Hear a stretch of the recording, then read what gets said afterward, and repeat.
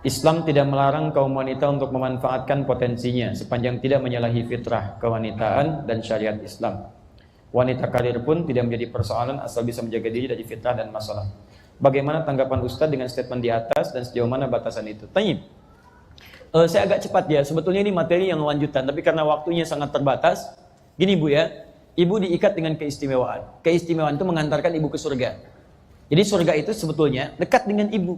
Makanya ada ungkapan, ya surga di bawah telapak kaki ibu, bukan harus kemudian cari di bawah telapak kaki, bukan. Maksudnya adalah saking dekatnya dengan ibu itu, surga dekat dengan perempuan. Di amalan-amalan yang paling mendekatkan ke surga itu amalan perempuan. Banyak.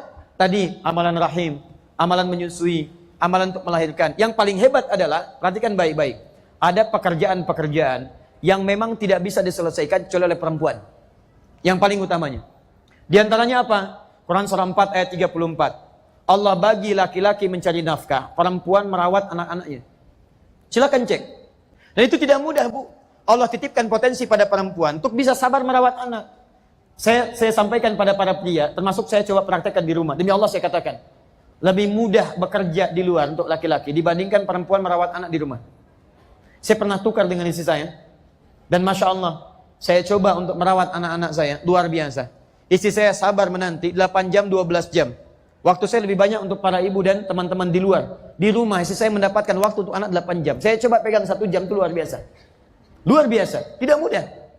Maka ternyata, kenapa hikmahnya perempuan boleh sholat di rumah sepanjang kegiatan itu ada. Bahkan keutamaan masjid pun itu bisa dialihkan kepada sholat di rumah untuk perempuan saja.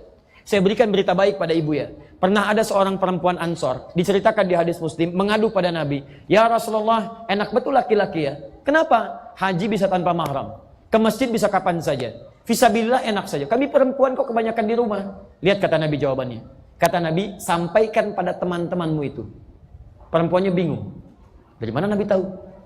Rupanya sebelum berangkat dia diskusi dengan teman-temannya, diajukan. Persis seperti kertas ini, dituliskan, disampaikan. Baik, lihat baik-baik. Ini nubuah ya. Sampaikan pada teman-temanmu apa yang dikerjakan para suami di luar rumah, maka perempuan akan mendapatkan bagian pahalanya sepanjang dia ridho dengan semua itu. Di ibu misalnya, siapkan suami Jumatan. "Pak, ini pakaiannya ya. Pak, ini minyak wanginya ya. Pak, jangan telat ke masjid ya." Suami berangkat ke masjid.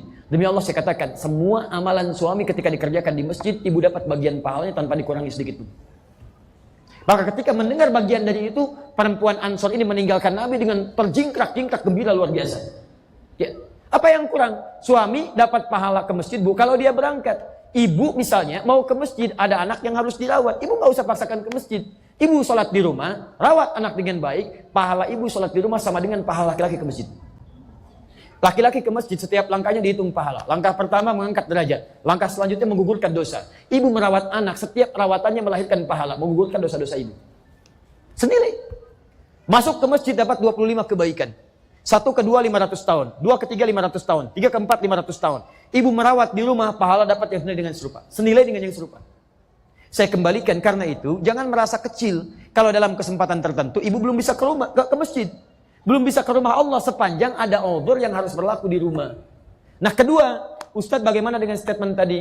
Perempuan bisa bekerja seperti laki-laki.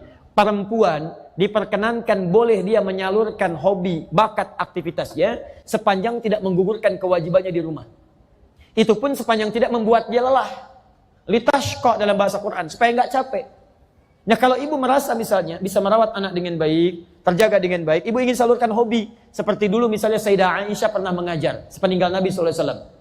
Kemudian ada sahabat-sahabat Nabi yang jadi perawat, perempuan, sahabiah, jadi perawat.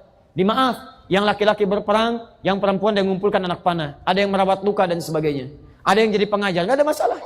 Dokter perempuan, maaf, yang mengandung siapa? Perempuan. Yang melahirkan siapa? Kok bisa yang mengandung perempuan yang periksa laki-laki? Berarti kan mesti ada dokter perempuan kan?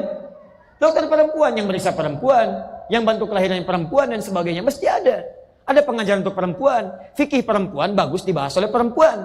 Karena ada masalah-masalah perempuan yang sangat spesifik, yang barangkali ketika disampaikan oleh laki-laki, banyak keraguan di situ.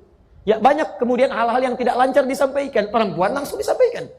Karena itu ketika Nabi ditanya, menyampaikan pada Asba, "Ya Asba, kalau sudah beranjak remaja begini, kamu tutupi seperti ini." Asba nggak paham. Siapa yang meneruskan? Aisyah. Kata Sayyidah Aisyah, Asma, maksud Nabi itu mesti begini, begini, begini. Nabi tidak menyampaikan dengan terang, membuat bahasa kiasan, bukan karena Nabi tidak mampu menyampaikan, karena khawatir keluar bahasa-bahasa yang kayaknya agak canggung disampaikan. Nah, Aisyah yang meneruskan itu. Dia tidak dilarang perempuan menjadi guru, tidak dilarang perempuan menjadi dokter, sepanjang semua kegiatan itu tidak mengurangi tanggung jawab dan kewajibannya yang berlaku di rumah. Wallahu ta'ala a'lam bissawab. Maaf, jelas uraian saya? Paham? Siap mengamalkan Al-Quran? Siap mengamalkan hadis? Jelas uraian saya? Siap mengamalkan Quran? Yakin? Saya uji ya. Quran surah kelima Al-Maidah ayat 100 sampai 101. Ya ayyuhalladzina amanu, hai orang-orang yang telah menyatakan dirinya beriman. Ayat ini hanya untuk orang beriman saja, yang tidak beriman tidak berlaku. Ibu beriman? Berarti ayat ini berlaku untuk ibu. Hai orang-orang telah menyatakan dirinya beriman, la tas'alu an asya'a in tubdalakum tasukum. Jika uraian sudah jelas disampaikan, sudah terang dipahami, jangan banyak lagi dipertanyakan. Khawatir banyaknya pertanyaan itu menjadikan yang jelas semakin tidak jelas nantinya. Baik, ibu yakin dengan ayat ini? Jelas dengan uraian saya? Ada pertanyaan? Alhamdulillah ya. Nah, sudah. Baik, saya kira itu yang bisa saya sampaikan.